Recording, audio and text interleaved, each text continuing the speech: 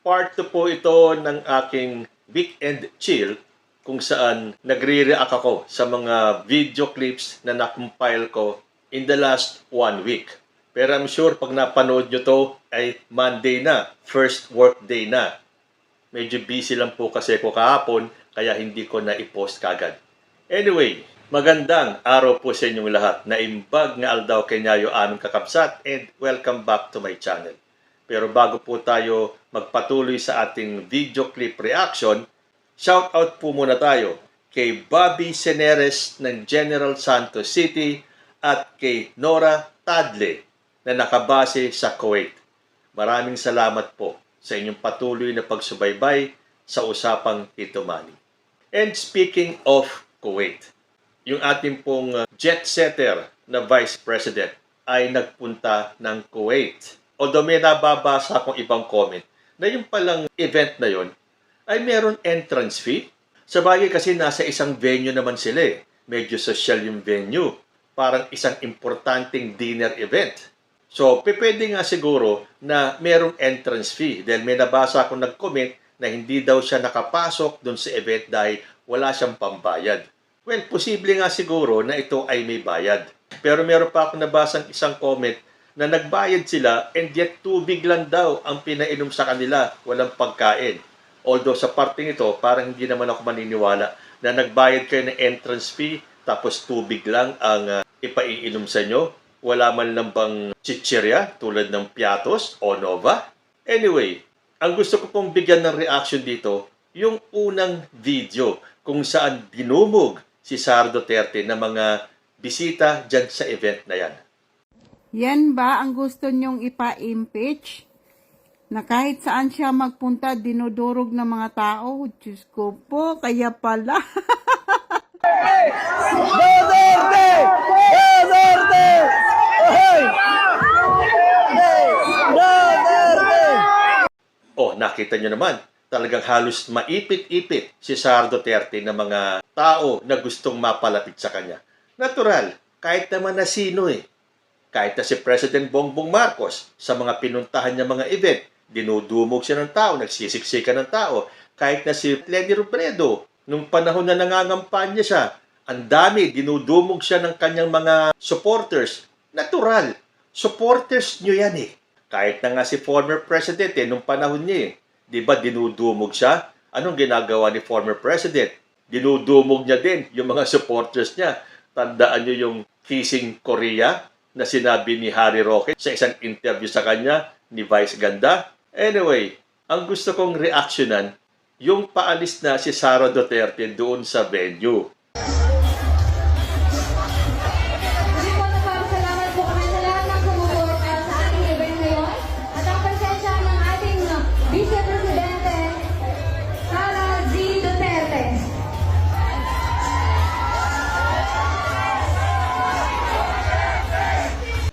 Oh, hindi ka pa naman matatawa?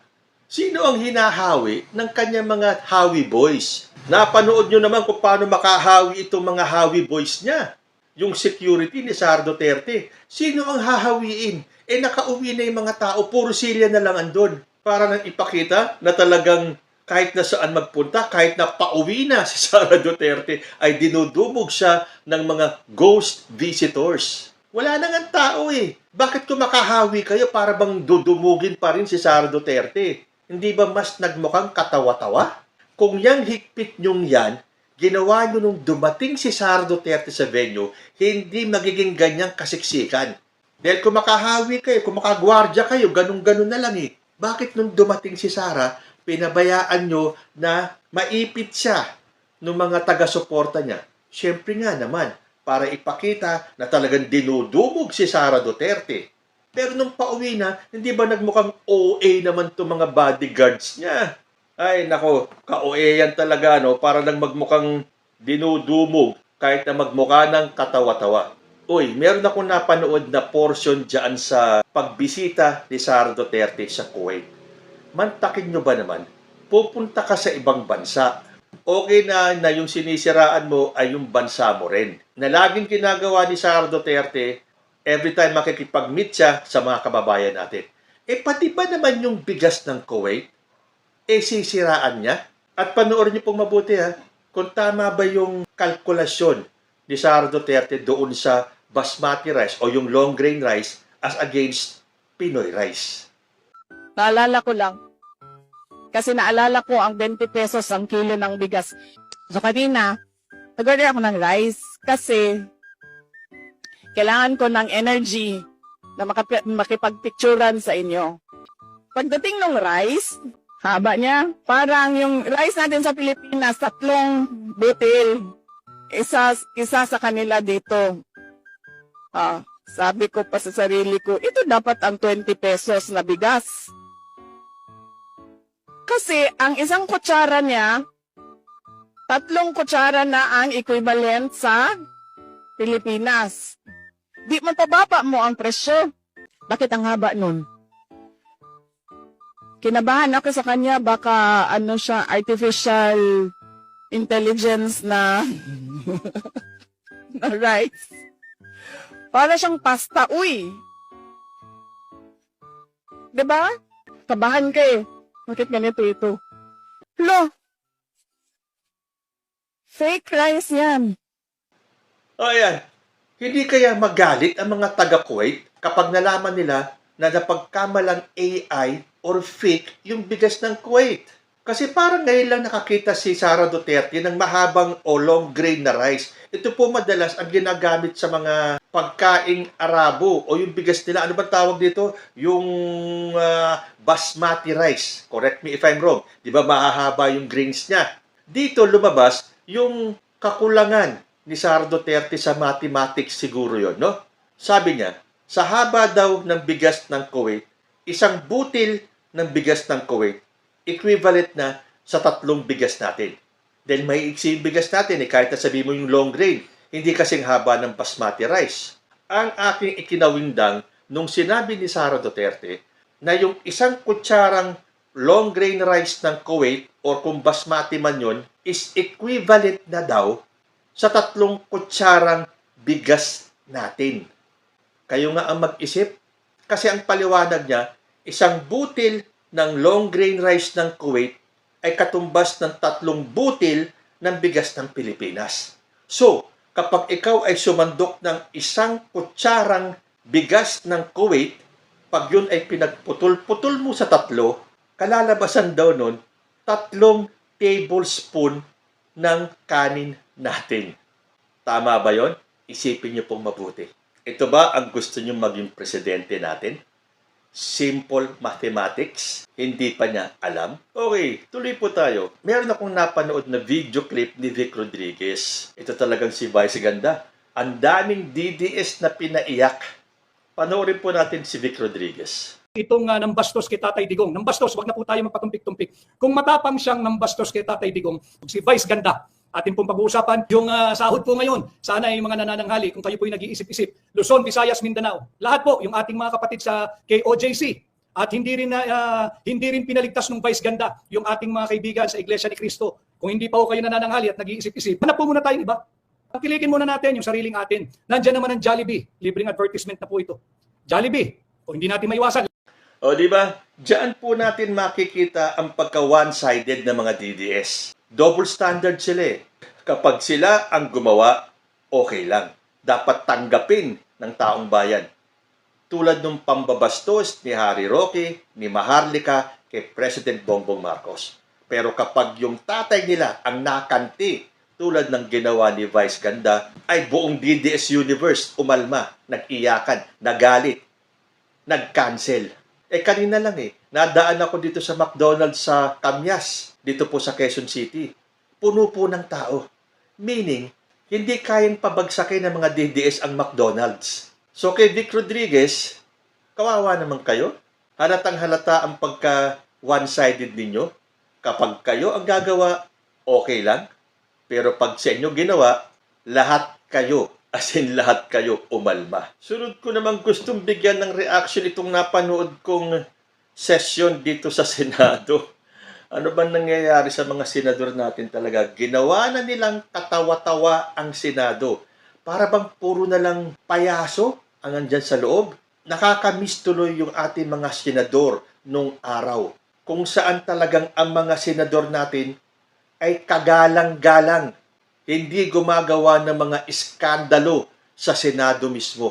Panoorin po natin si Jinggoy Estrada at si Robin Padilla. Ilang taon kayo nakulong? Po, Ilang taon kayo nakulong? 3 taon at kalahati po. Opo.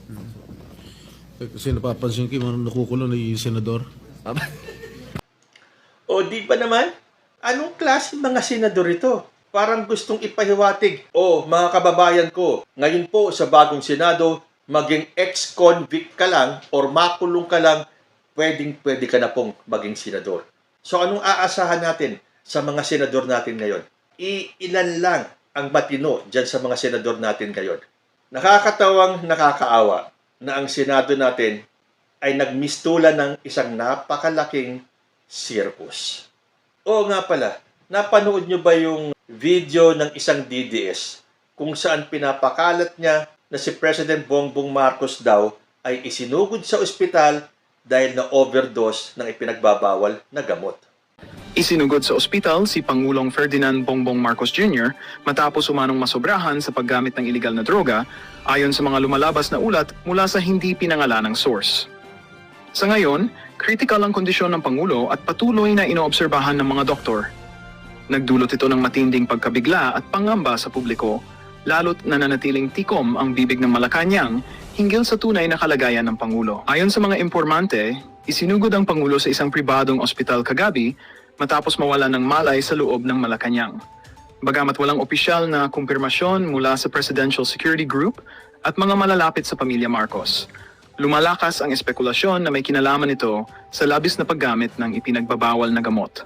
Oh, nakita nyo na. Yan po ay isang example na ang mga DDS paulit-ulit nire-recycle lang ang balita. Dahil ang balitang yan ay lumabas na 3 to 4 months ago na hindi naman pinansin masyado ng taong bayan. At porke hindi naniwala ang taong bayan sa fake news na to na si President Bongbong Marcos daw ay isinugod sa ospital dahil daw sa drug overdose at critical daw. Critical daw ang kalagayan, kailangan nilang ilabas ulit yung issue. So itong issue na to, inilabas ulit mga 3 to 4 days ago. Na karma daw is real. Tumigil na kayo mga DDS. Alam nyo, kung hindi kayo natatakot sa buhay nyo ngayon, isipin nyo kapag kayo ay humarap na sa ating Panginoon. Dahil meron po kayong nilalabag sa isa sa 10 utos ng ating Panginoon Diyos. Thou shalt not bear false witness against thy neighbor. Meaning, huwag kayong magchichismis ng mali. Huwag kayong maglalabas ng kasinungalingan sa kapwa ninyo. Kaya ako, kinatatakot ko po talaga yon. Dahil kapag ako humarap sa ating Panginoon, nag-iisa lang akong haharap. Walang tutulong sa akin. Walang magdidepensa sa akin. I will be answerable to our God. Kayo ba? Mahaharap nyo ba ang ating Diyos? At pag tinanong kayo, bakit mo sinabi to? Hindi ba kasinungalingan yung ginagawa ninyo? Bakit nyo sinisira ang isang tao sa mga kasinungalingan nyo? At yan ay paglabag sa isa sa aking 10 utos. Ano kaya ang sasabihin ninyo? O handa naman kayong pumunta sa impyerno para samahan nyo yung tatay ninyo? Think about it. Lahat tayo haharap sa ating Panginoon Diyos. Are you ready to defend your lies? At ang pinakamalaking balita po ngayon, si Harry Roque nilantakan yung humba sa dahig. Nag-away-away sila. Nako naman, kawawa yung may birthday. Nang dahil sa humba, nag-away-away ang mga DDS. Sumiklab ang mainit na diskusyon sa isang selebrasyon ng mga Duterte supporters sa Dahig. Ang ugat, ang paglantak umano sa humba ni dating presidential spokesperson Harry Roque. Inisponsoran umano ang ulam ng isang vlogger na nasa Pilipinas. Sagot ni Roque, babayaran na lang niya ito. Eh, hindi ko alam kung ano pang pinost niya, pero ako yan siguro, no? Ano na naman nakasulat? Sabi niya, nagsaya ka sa humba. Kinakain mo na yung humba nila. May spaghetti. Mami, can I pay for the whole humba? Ako naman nagluto Oo nga eh. I'll pay for the whole humba. I'll pay for the whole humba, ha? Yung humba ako nag-sponsor. No, pero wag ka na mag-plastic. He's really your best friend. Take a stand. Hey, can you stop? Hey. Take a stand. Attorney, Attorney, stop, Ako stop. kasi yung binalastin. I didn't know. Kung hindi siya sumigaw, hindi ko Ako malaman. kasi, pero sinasabi ko kasi, huwag ka nang magpapaka-plastic, Uy, right or kasi wrong. hindi plastic. Tell us, do you think what he's doing is correct or not? Encouraging everyone. Take a stand. Shouting like No, that. no, I'm not intimidating I you. can make a stance without shouting. Well, okay, take a Don't stand then. intimidate me. Because Ako I'm not kasi yung intimidated sinira. by you. Ako kasi Tama yung na! sinira. Tama na! I care if you're intimidated by me. Yeah, exactly. I'm Hey, I'm attorney, shouting to. I'm Alvin, just telling tama na. you. It's his birthday, so please stop. But I was the one blasphemed. I know, but Don't please tell me stop. to stop. Please. I was the one blasphemed. Please. Mag-please ka na mag-please. Ako ang binastos. Please stop. Mami, magkano yung humpa na yan? I'll pay 10 times that No, amount. you're my Akala ni Harry Roque di siya papatulan ng isang lalaki dyan, yung mismong may birthday eh. Akala niya porque si Harry Roque siya, hindi siya sasagutin. Pagdating po sa dahig, pantay-pantay lang sila. Walang ato-attorney, lalo na kung sinisigawan mo ko. Sino ka ba? Puganti ka naman eh. Tapos ang yamang pa ni Harry Roque. Bayaran daw niya yung humba. Ilang ulit niyang sinabi yan. Bayaran ko yung humbang yan. Magkano ba yan? Ang isang ikinawindang ko, nung sinabi ni Harry Roque, I was the one blasphemed. Aba, sagrado na pala si Harry Roque ngayon. Ano ang tingin niya sa sarili niya? Diyos? Dahil ang ibig pong sabihin ng blaspheme sa Oxford Languages, to speak irreverently about God or sacred things. Hindi naman Diyos si Harry Roque, unless sagrado ang tingin ni Harry Roque sa sarili niya. Blasphemed daw siya. In Tagalog, nilapastangan ang kanyang pangalan at ang kanyang puri. Kaya niya gustong bayaran yung humba na yun. Isa lang ang masasabi natin, nakakahiya kayo dyan. Nagkakalat kayo. Kitang-kita kayo ng ibang lahi sa pinaggagawa ninyo. Sa bagay, kung doon sa mga vloggers nga nila, nag-aaway-away sila. Kita nyo mga DDS, ano ba pinag-aawayan nila ngayon? Pera. So mula sa pag-aaway nila sa pera, ngayon, pagkain naman, pinag-aawayan nila. Kawawa kayong mga DDS. Naglabasan ang mga masasama nyong ugali. So, dyan po nagtatapos ang aking pag-react sa mga video clips na aking na-compile this week. Kayo po, ano ang masasabi ninyo? Comment lang po down below and I will see you in my next video. Diyos ti Agnina.